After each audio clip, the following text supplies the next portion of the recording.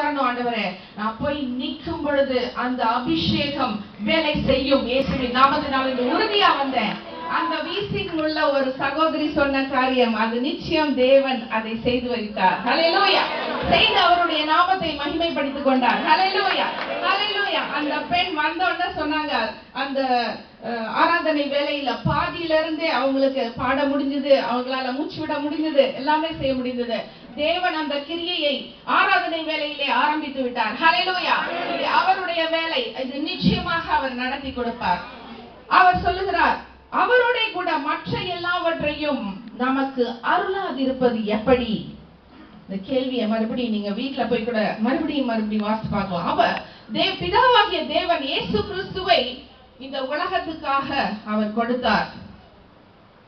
கொடுத்தார். ஒரே குமாரனாகிய இயேசு கிறிஸ்துவை இந்த உலகத்துக்கு கொடுத்தார். நம்ம எல்லாரும் நல்லா இருக்கணுங்கிறதுக்காக இயேசு ஆண்டவர்